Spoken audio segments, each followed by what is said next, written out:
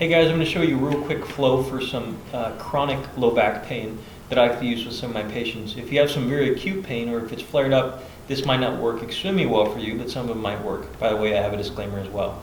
So I like to start people in this 90-90 position here. So we have 90-90-90 and feet up like that, and just kind of chill and rest. You can put your feet up on the wall, just kind of hang back and find this position and just breathe deeply into your belly and just chill and relax. So deep breath.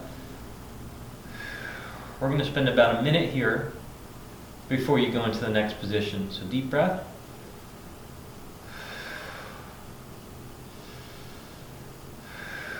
You might find if you're trying to look up at something, this might hurt you.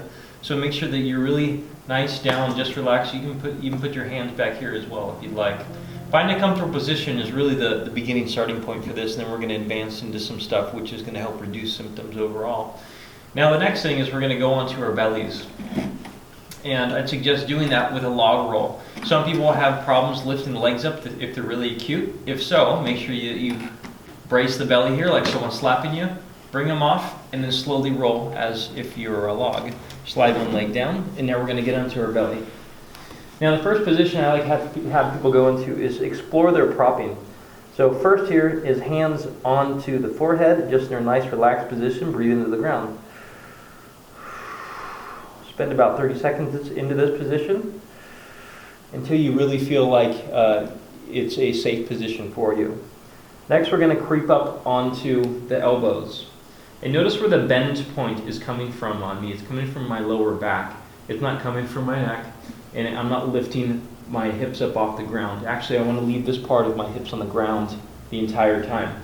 So I'm just going to explore how much of extension I can get. Some types of cases of back pain, they don't like extension, but actually a lot of the common ones that we see, they actually prefer extension. It's a very comfortable position for them, but obviously everyone's very different. See that disclaimer. So we're going to hold this position for about 30 seconds, and then we're going to creep up onto the elbows a little bit more. Notice where the bend is coming from again. Hold for about 30 seconds. If you feel comfortable, you can get up onto the hands. Hold for 30 seconds.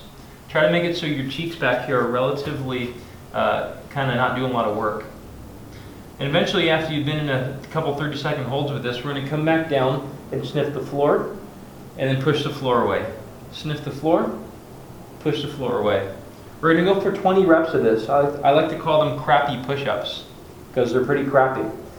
And while we're doing this, we're just getting the triceps to kind of work. So if you're going to be riding a motorcycle with some egg hangers, you look like a badass. 20 reps here.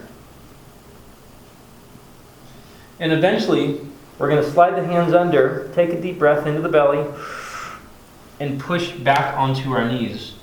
Now we're into more of a tabletop position. If I had more room, I would have just kept sliding back like that. So you would walk the hands back, get the knees wide, and we're going to drop into this, I like to call this a frog breathing position here.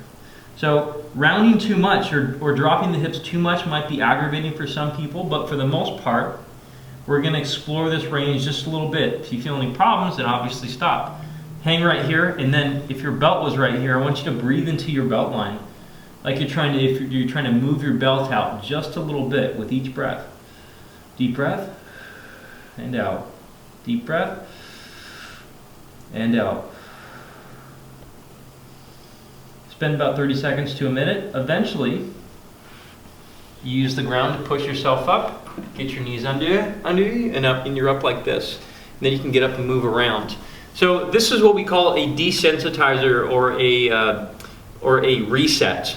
And a lot of times people that have some chronic issues, a lot of times they're not resetting enough throughout the day, so it restarts this pain cycle. Obviously it's a lot more complex than this, and I can go into it in some of the advanced content that I have. If you guys are looking for more information on how to recover from back pain, I have something for you. Just check on the link below, or I've supplied some links throughout the video here that you can access step one into getting into back pain recovery. Just remember that you can do it. A lot of people have done it before you. It is not something that's not attainable. You just have to have the right steps along the way. Hope this flow worked out for you, and be checked out by your doc to make sure that you have all of your red flags taken out of the way. Subscribe, like this channel, share it with a friend.